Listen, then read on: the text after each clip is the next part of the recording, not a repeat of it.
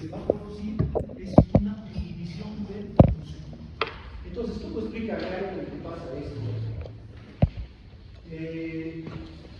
Si ustedes recuerdan, cuando hay estimulación del uso muscular, aparte de las fibras intrafusales que son las encargadas de mantener el tono muscular, igualmente hay una estimulación de las fibras extrafusales. Estas fibras extrafusales son estimuladas por fibras alfa motoras. Fibras alfa motoras. Entonces va a producir una contracción muscular. ¿Ya? Esta contracción muscular que genera tensión va a estimular al órgano tendinoso de Golgi, como vemos aquí. Entonces este estímulo viaja por esta neurona sensitiva, la cual es de tipo 1B, como vemos aquí en la imagen, y tiene un diámetro de 16 micrómetros o 16 micras. Llega al ganglio posterior, del asta posterior, y ingresa al asta posterior. Y aquí va a ser sinapsis con una interneurona. Pero esta interneurona va a ir a estimular a una motoneurona alfa negativa. ¿Qué quiere decir esto? Que esta motoneurona alfa negativa, como vemos aquí, ¿ya? Aparte de hacer sinapsis con esta interneurona, va a hacer sinapsis con los fascículos espinocerebroso dorsal y fascículos espinocerebroso ventral, ¿ya? Que eso lo vamos a ver posteriormente. Estos fascículos espinocerebrosos, como dice, van hacia el cerebelo. Y luego hace sinapsis con una motoneurona alfa inhibitoria.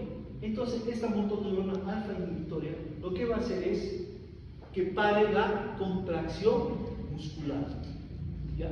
Entonces, es por eso que si se produce un estímulo de contracción, ¿ya?, que aumenta la tensión del órgano, que es detectada por el aumento de la tensión por ese órgano tendinoso, esta vía sensitiva, al hacer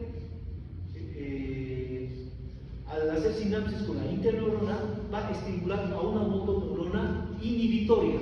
¿Para qué? Para que pase la contracción. Si no pasaría esto, los músculos se estarían contrayendo sin paro. ¿Ya? Entonces, ¿qué pasaría? Se produciría una reacción muscular brusca en la médula espinal, capaz de causar una lesión a nivel de las inserciones óseas.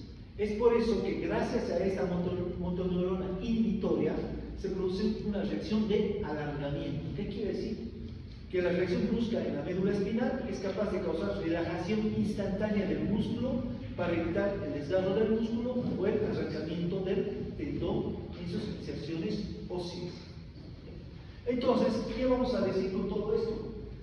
Que el reflejo tendinoso de Golgi produce una retroalimentación negativa. Adriano, ¿me puedes decir por qué? Diríamos que se produce una retroalimentación negativa.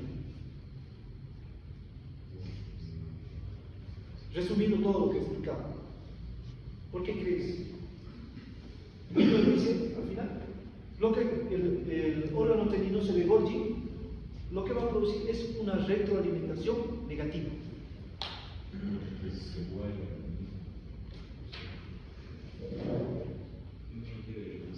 ¿Qué dices, Andrés?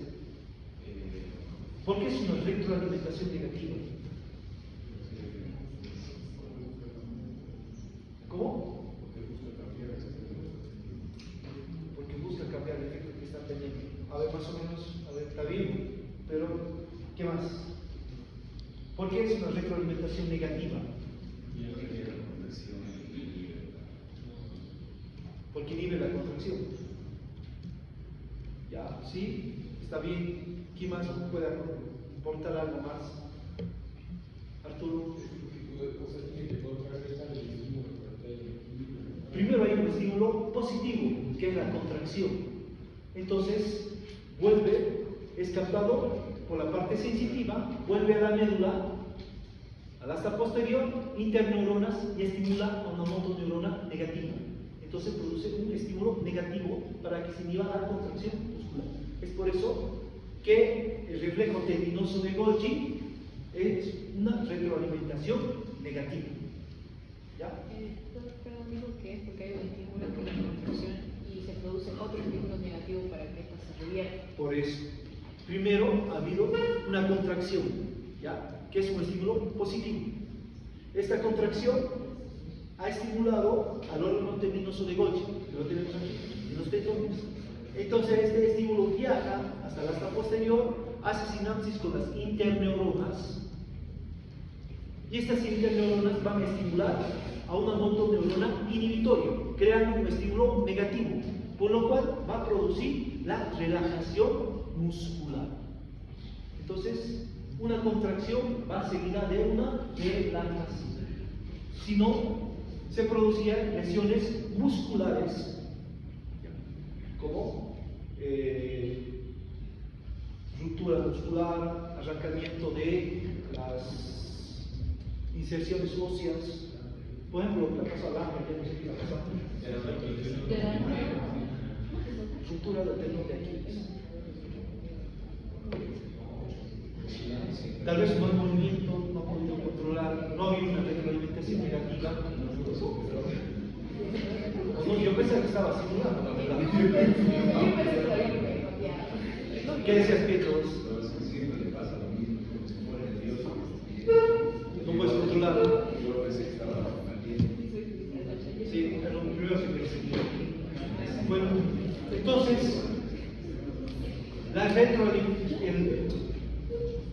el órgano tendinoso de Golgi produce una retroalimentación negativa. ¿Dudas sobre esto? ¿Está claro? ¿Está bien? ¿Se entiende? Moira, ¿se entiende? Fácil.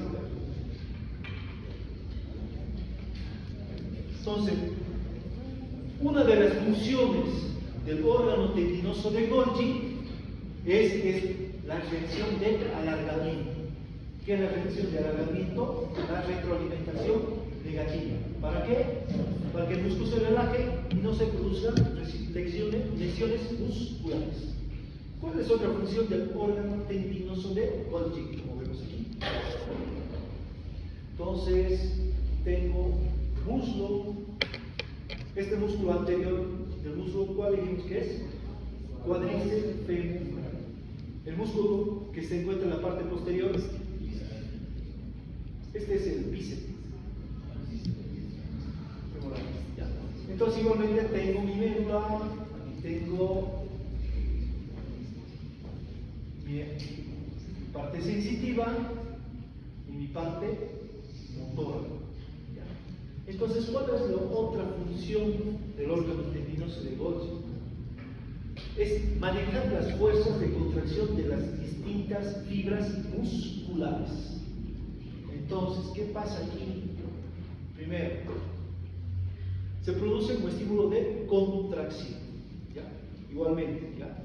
Las fibras extrafusales son estimuladas por fibra alfa, por motoneuronas alfa, ¿ya?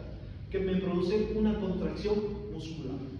Entonces, este músculo está contraído, el cuádriceps femoral. Entonces, esto es captado por el órgano tendinoso de Golgi. ¿Por qué? Porque ha aumentado la tensión. Entonces, este va a producir que la parte sensitiva, ya, que son fibras 1B, o B1, ya, llegue al ganglio posterior, ingresen al asta posterior y hacen sinapsis con interneuronas. ¿Ya? Pero, vean aquí, hacen una sinapsis, pero unas van a ir a estimular a motoneuronas excitatorias,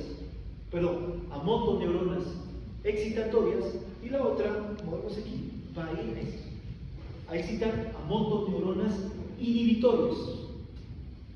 Ahora, estas motoneuronas inhibitorias, como veo aquí, vamos a rojo, va a ir hacia el cuádriceps femoral. ¿Y qué va a producir? Relajación. O sea, por eso la contracción muscular está seguida de relajación. O sea, ¿qué va a producir? Una relajación de los músculos flexores agonistas. Y esta otra interneurona va a estimular a una motoneurona excitatoria.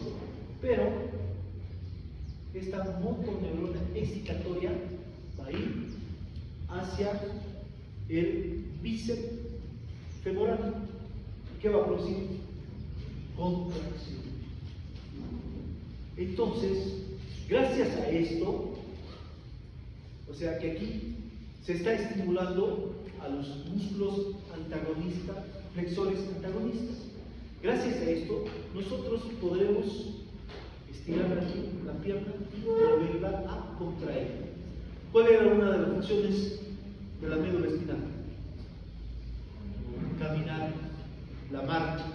Entonces, yo con esto estoy explicando que gracias al órgano tendinoso de Golgi, yo puedo igualar las fuerzas de contracción de las distintas fibras musculares.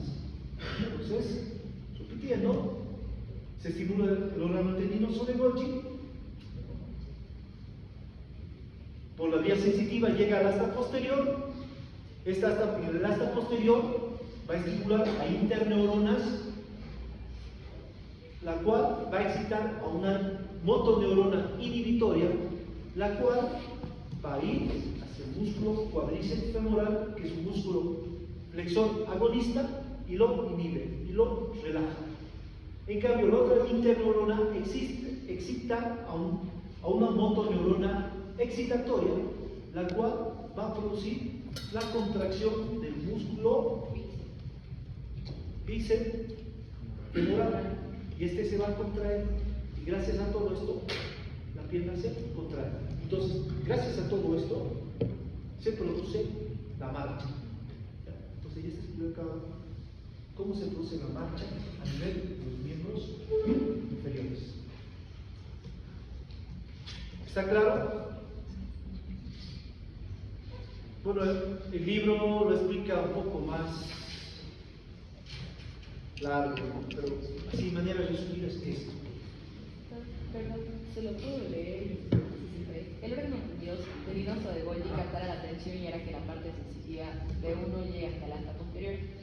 Y esta va a hacer sinapsis con las interneuronas, pero van a ir una motoneurona inhibitoria y otra excitatoria. Sí.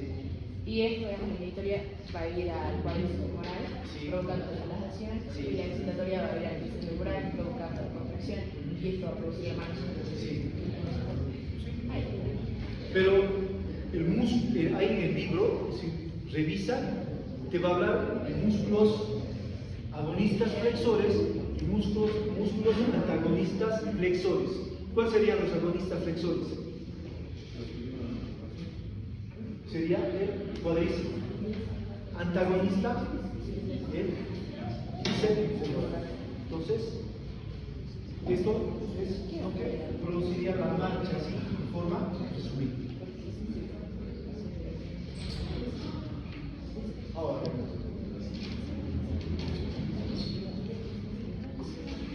entonces, ya vimos las dos funciones, principales funciones del reflejo tendinoso de Golgi. Ahora, esto quedó pendiente. Ver del fascículo espino-cerebeloso dorsal y fascículo espino-cerebeloso ventral. Entonces, aquí vamos a hablar de la función de los usos musculares y los órganos tendinosos de Golgi.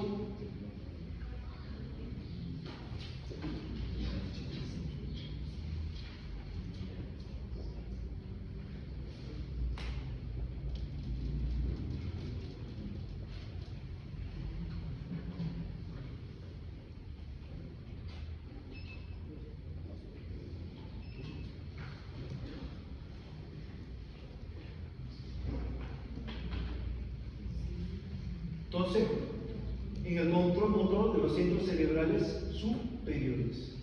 Entonces, como vemos aquí, lo que veíamos, ¿no? La parte sensitiva llega al ganglio posterior, ingresa hasta posterior, pero luego aquí va a ser un entrecruzamiento, ¿ya? Entonces, y aquí se va a crear el fascículo espinocerebroso dorsal, que es el 1, ¿ya? Y el fascículo espinocerebroso ventral, que es el 2. Entonces, estos dos comienzan a ascender. Entonces, ascienden a una velocidad cuando transmiten un estímulo de 120 metros por segundo. ¿Y hacia dónde van? Van hacia las regiones reticulares, hacia el cerebelo y hacia la corteza motora. Entonces, corteza cerebral. Entonces, todos estos estímulos sensitivos viajan por estos fascículos espinocerebrosos dorsal y ventral. Entonces, estos van a ser encargados de la propiocepción. Entonces, ¿qué quiere decir encargados de la propiocepción? Entonces, van a informar a los centros superiores, sobre todo a la corteza cerebral, digamos, si estamos sentados, si estamos apoyados sobre algo, ¿ya? Entonces, informa sobre la marcha, cuál va a ser el siguiente movimiento, todo gracias a este fascículo espinocerebroso dorsal y ventral. Es por eso que decimos que es encargado de la propiocepción. Aparte, entonces, resumiendo, vamos a decir que informa a los centros motores superiores sobre los cambios instantáneos que tienen lugar en los músculos. Esa es la función de este fascículo espinocerebroso dorsal y ventral.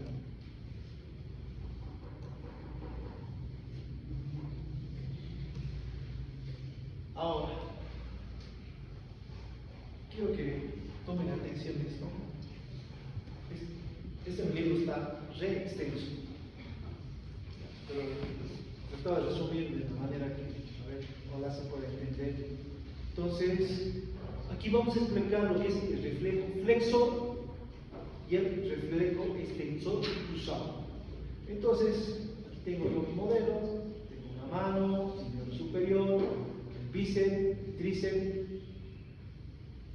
mi médula espinal, donde tiene su asta posterior, asta anterior, el ganglio posterior, por lo cual la vía sensitiva ingresa al asta posterior. Entonces, este reflejo flexor también se llama reflejo de alargamiento. Otros libros, por ejemplo, para cuando lleven dolor, le dicen reflejo del dolor. ¿Ya? Entonces, ¿qué pasa aquí? Este reflejo flexor, ¿ya? Para que sea activado, el estímulo sensitivo cutáneo de los miembros que hace que los músculos flexores se contraigan, permitiendo retirar la extremidad del objeto estimulador. Entonces, el estímulo sensitivo que va a producir este reflejo flexor hace que los músculos flexores alejen al miembro del objeto estimulador. Entonces, ¿cómo pasa esto? Por ejemplo, si usted lleva la mano hacia esa vela, va a producir un estímulo doloroso.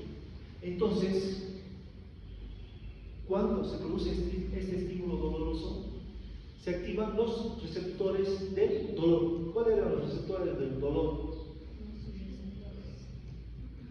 ¿Ya? ¿Cómo se llaman estos nociceptores? Exacto, terminaciones nerviosas. Bien. Entonces, como vemos ahí, que aparezca, se estimulan estas terminaciones nerviosas libres, y aquí lo que vemos de verde es la vía sensitiva, la cual va a viajar hasta el ganglio posterior posteriormente hasta la asta dorsal. Y aquí va a ser sinapsis con las interneuronas. Pero aquí es un poco más complicado. Estas interneuronas que tenemos aquí ya, están formando circuitos neuronales divergentes excitatorios y circuitos neuronales divergentes inhibitorios. Aparte, forman circuitos reverberantes postdescargantes. Entonces, ¿qué pasa aquí? Entonces son estos circuitos neuronales que son divergentes excitatorios, divergentes inhibitorios. Entonces, cuando esta neurona hace sinapsis con las interneuronas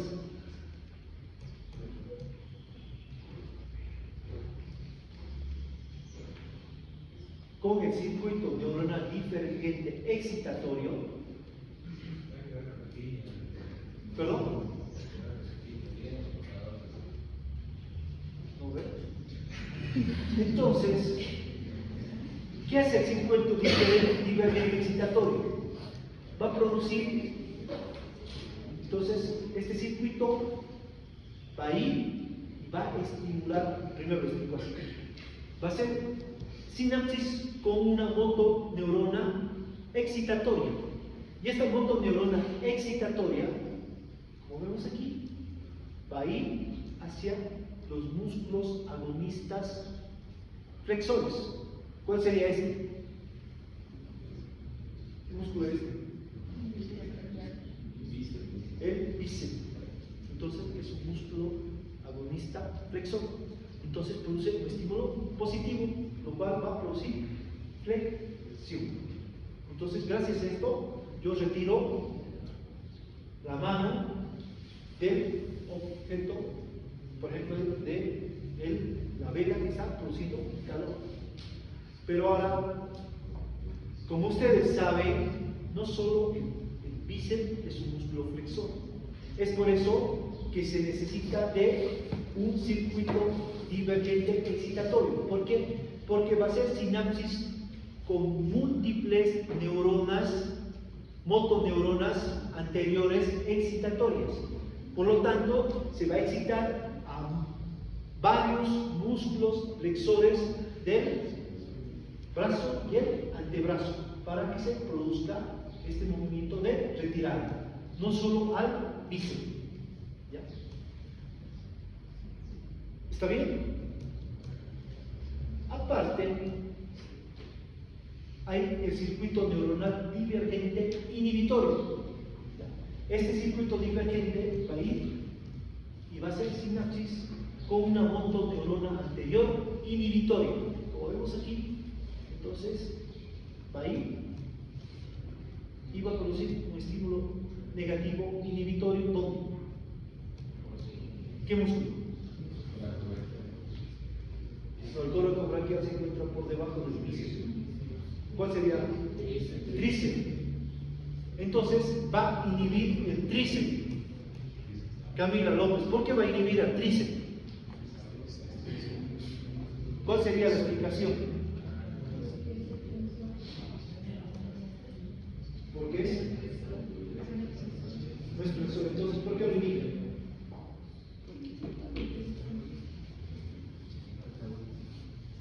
Es un antagonista de la flexión, ¿no? Entonces, ¿por qué sería inhibe? ¿Por qué lo inhibe al tríceps?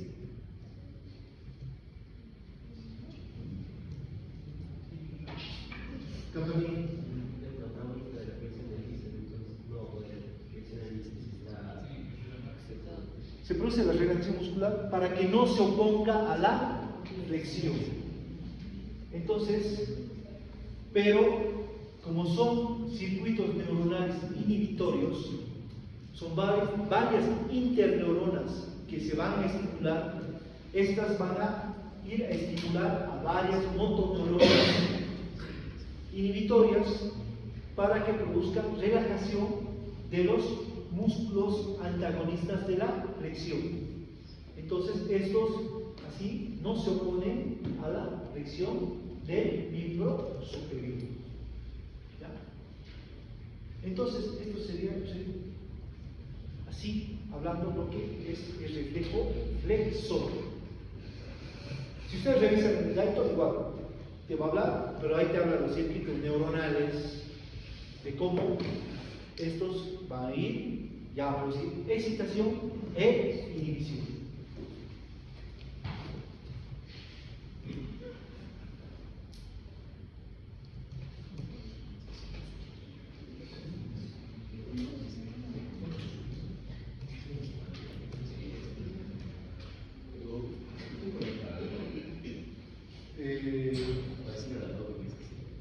¿Sabes qué?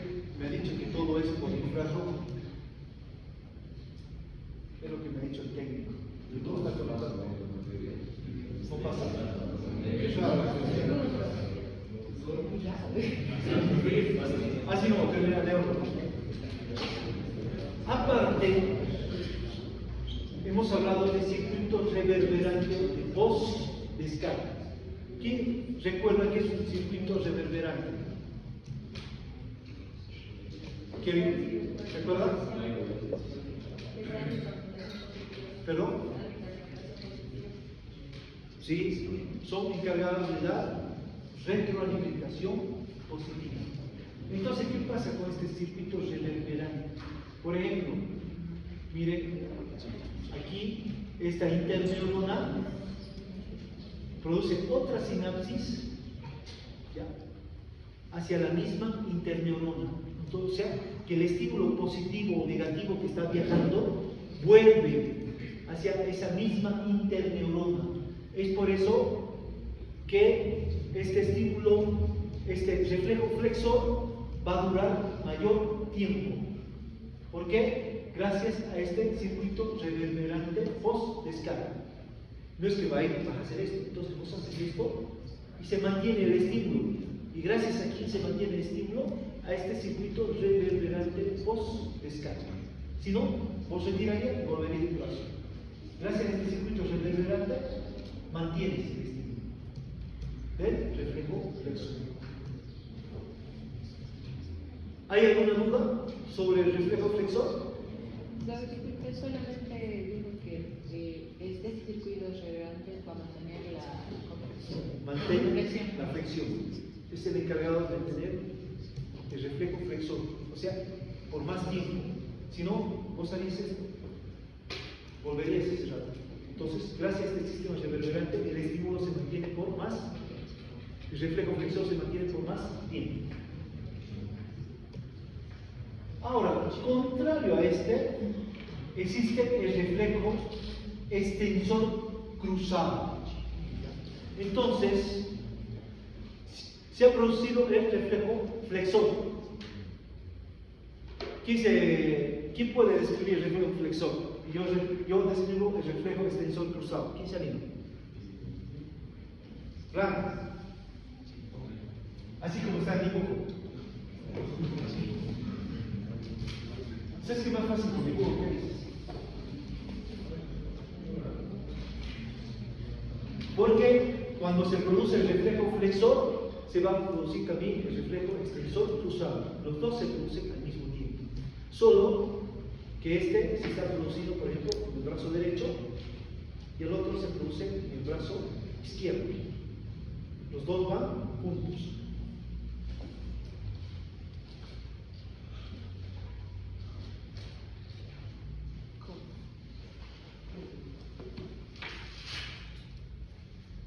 Pero digo, ¿no?, que el derecho... O sea, es un ejemplo nada más. ya. O sea, no siempre el derecho, ¿no? Vos también puedes acercar con la mano izquierda. Pero si este derecho está produciendo un reflejo flexor, el otro está produciendo un reflejo extensor cruzado.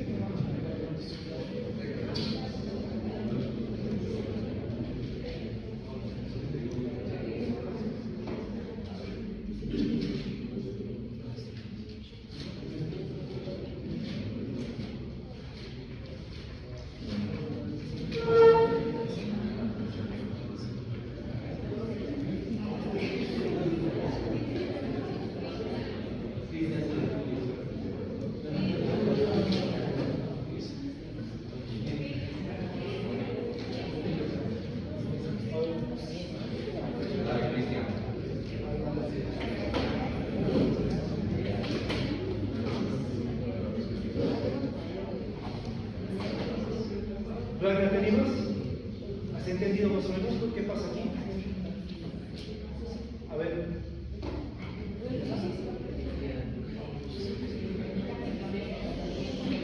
Ya, silencio, por favor.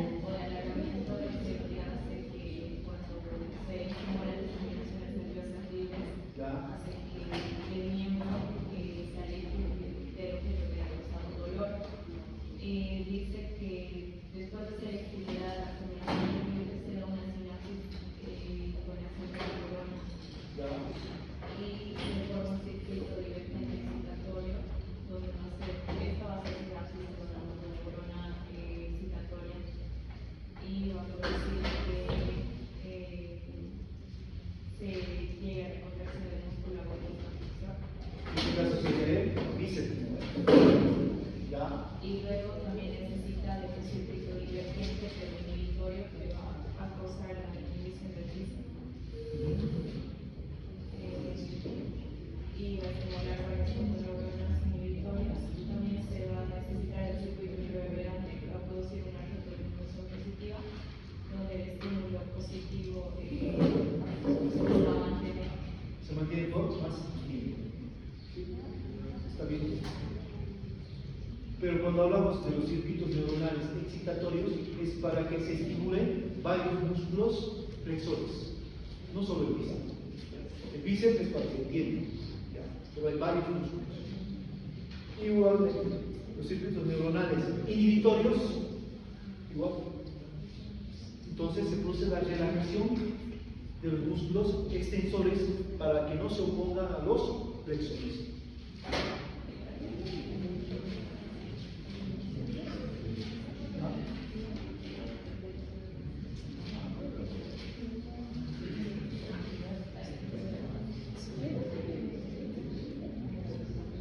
Hay que evitar hongo, pero no se puede.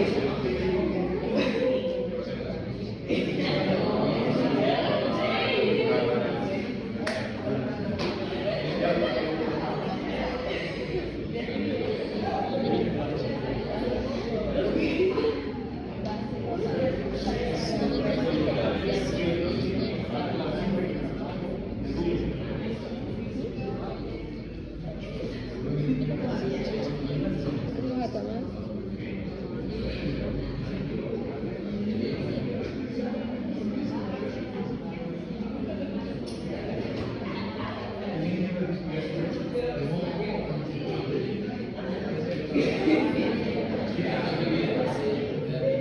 eso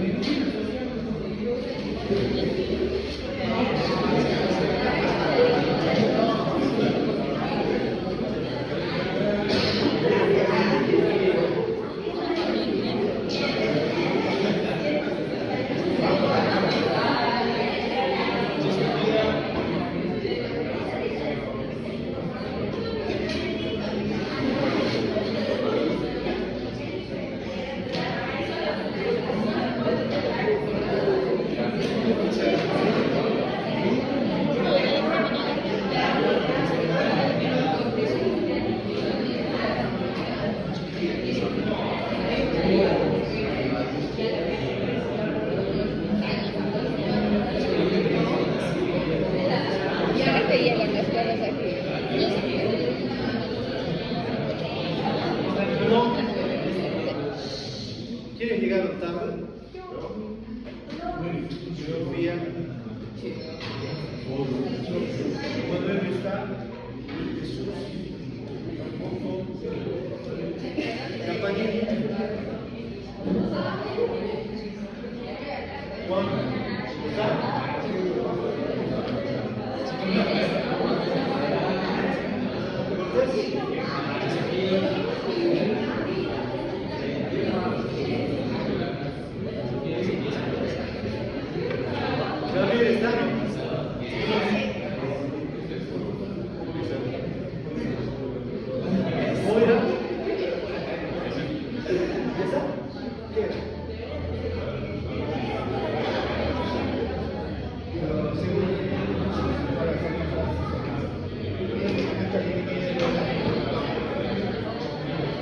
Ahí está el link. Ahí va el link.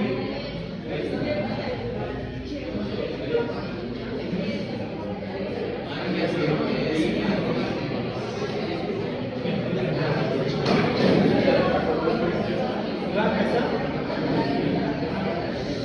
Celeste Rubino. Limber.